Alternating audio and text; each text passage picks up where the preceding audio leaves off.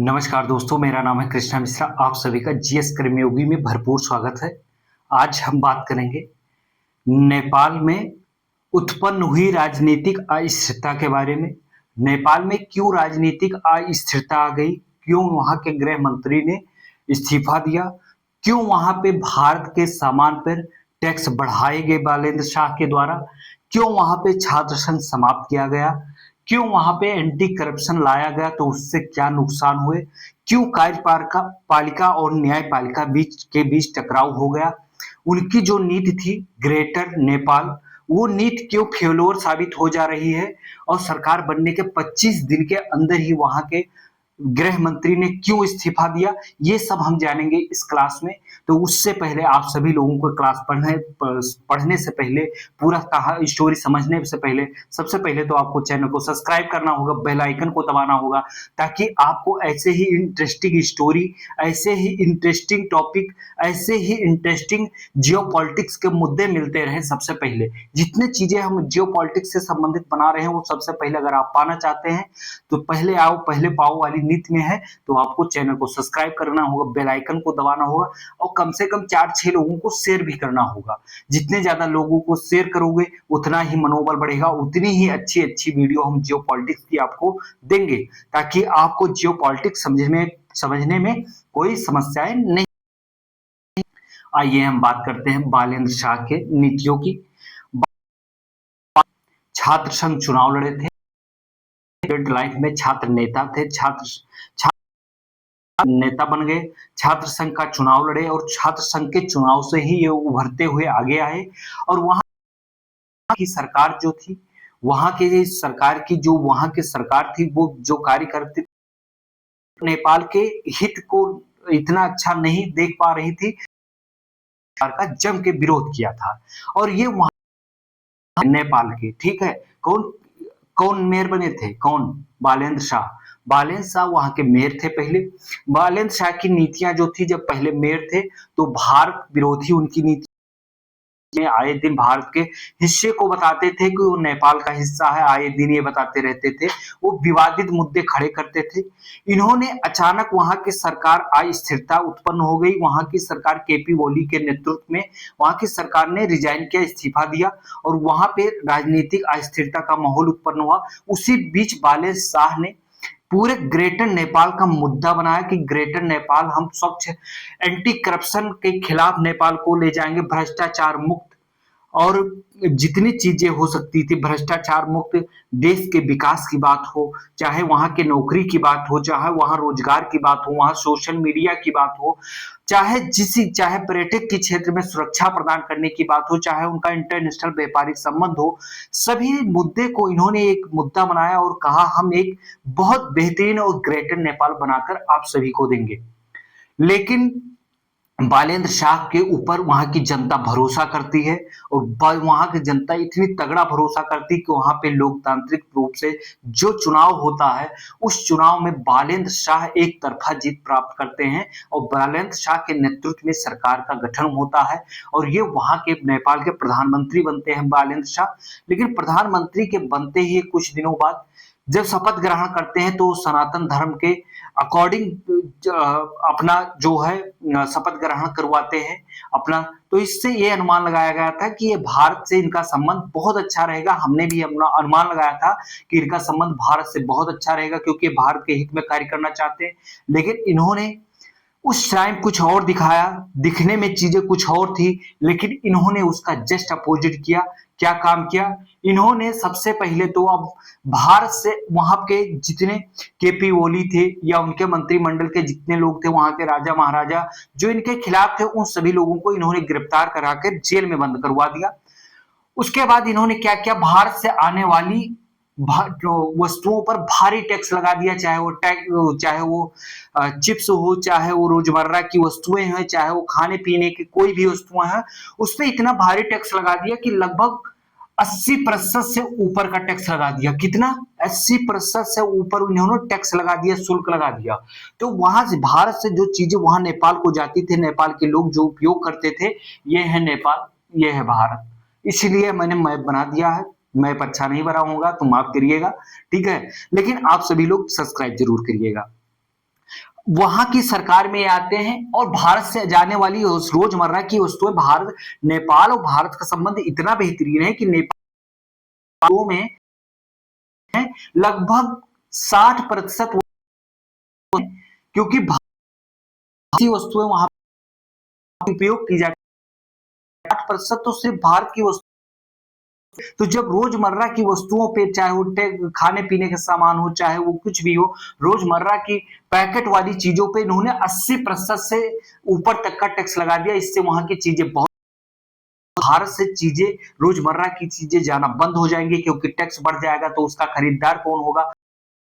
वाली चीजें नेपाल में थी वो सारी स्टॉक कर ली गई, जिस कंपनी के पास थी, जिस व्यापारी के पास थी, उन्होंने उसको स्टॉक कर लिया, वस्तुओं को रख लिया, क्योंकि वो रोजमर्रा की वस्तुएं उपयोग करेंगे, अपने उपयोग में करेंगे भैया, क्यों दूसरे को देंगे।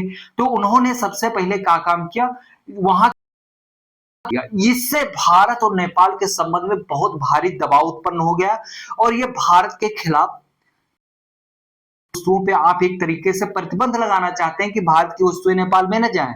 भाई ये बहुत गलत कर रहे हो, क्योंकि हम, हमारा देश भारत आपकी वस्तुओं का उपयोग कर रहा है, जो कुछ भी तो आप दे रहे हो, जैसे एनर्जी दे रहे हो या कुछ भी दे रहे हो, तो हम उसका उपयोग कर रहे हैं। आप क्यों इतना महंगा टैक्स लगा रहे हो भाई। हमारे और आपके बीच तो ऐसी टैक्स वाली बात कोई हुई नहीं, हमारे आपके बीच बिना टैक्स के व्यापार होता था।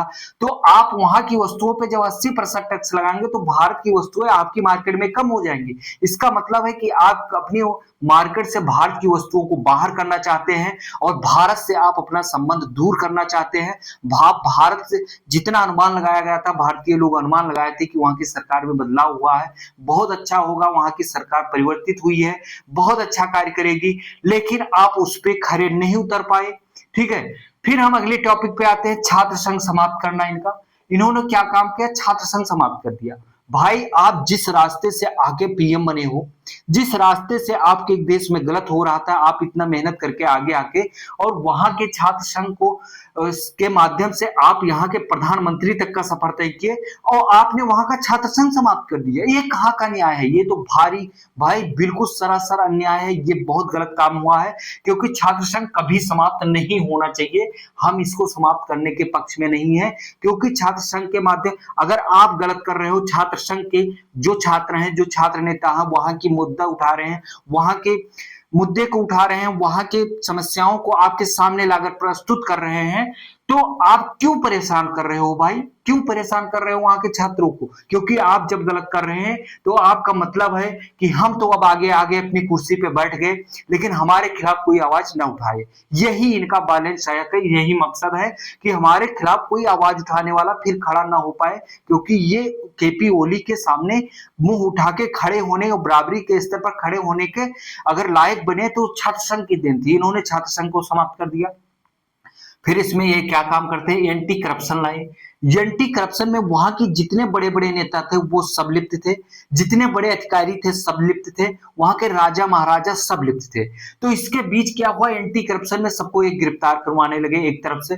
भैया जब एंटी करप्शन में इतना बड़ा करप्शन हुआ है तो न्यायपालिका, जाहिर सी बात है कि वहां के सारी अधिकारी, जज और सब लोग लिप्त रहे होंगे।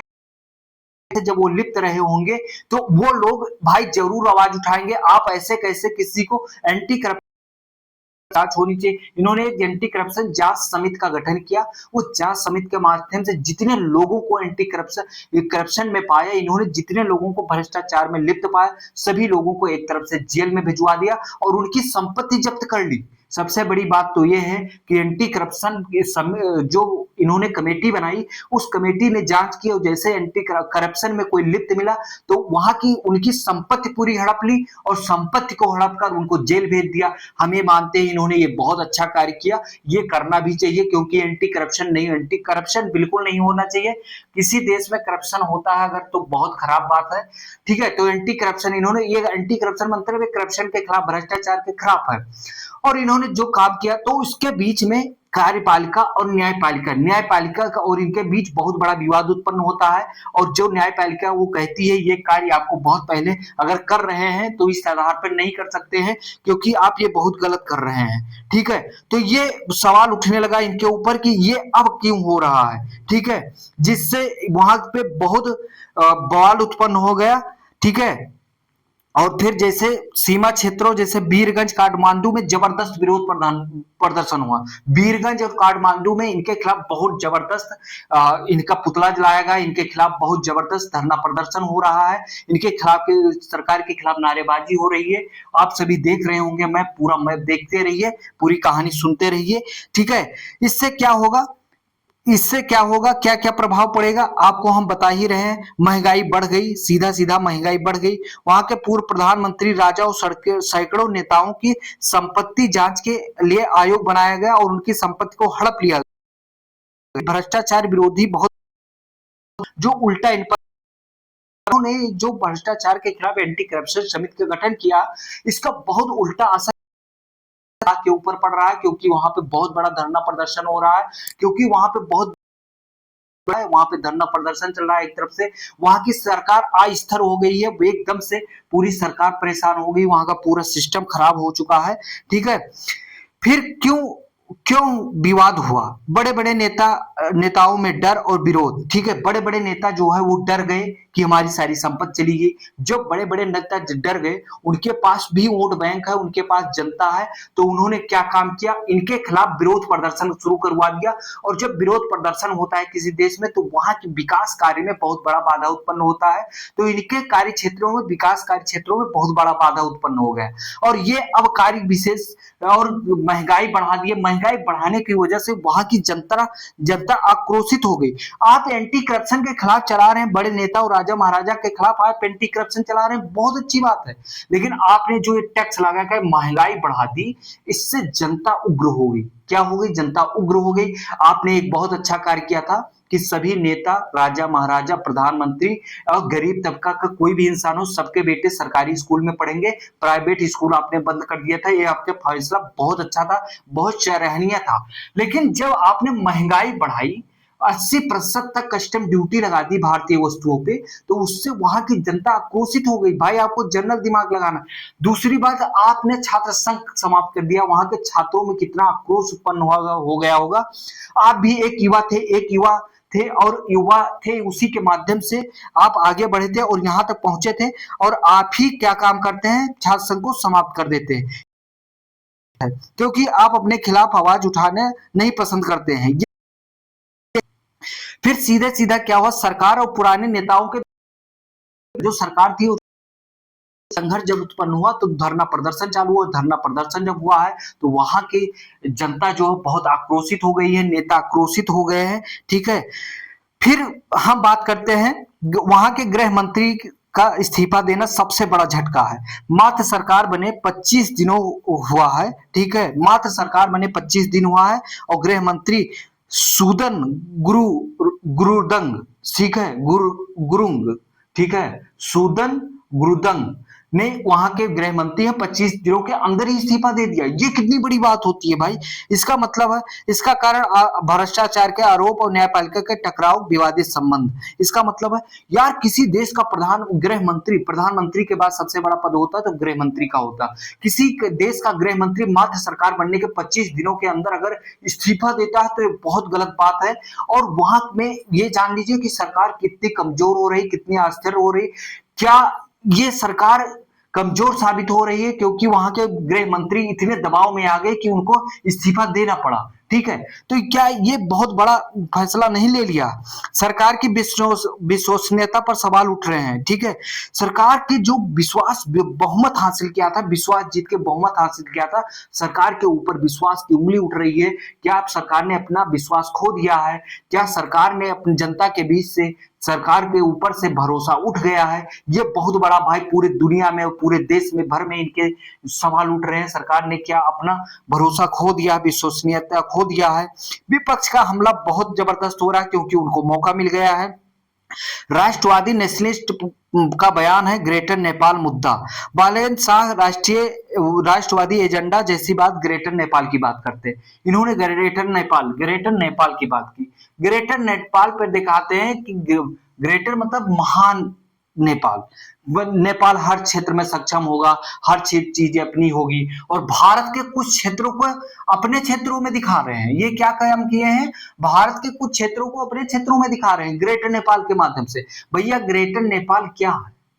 ग्रेटर नेपाल है क्या ये बताओ। ग्रेटर नेपाल में बता रहे हैं सब कुछ हम खुद बनाएंगे, ग्रेटर नेपाल बनाएंगे, नेपाल को महान बनाएंगे, इनकी राष्ट्रवादी नीतियां हैं, ये अपने आप को बता रहे हैं हम राष्ट्रवादी हैं। अगर आप राष्ट्रवादी हैं तो राष्ट्र के लिए काम करिए, ये नहीं है ग्रेटर नेपाल के लिए काम करिए। आप ग्रेटर नेपाल बनाइए, उससे दुनिया में किसी व्यक्ति को कोई दिक्कत नहीं है, लेकिन आप ऐसा कार्य मत कीजिए जिससे आपकी सरकार विश्वसनीयता खो चुकी है, और विश्वसनीयता खोने के बाद आप अब विश्वास में फिर दोबारा हासिल नहीं कर पाएंगे।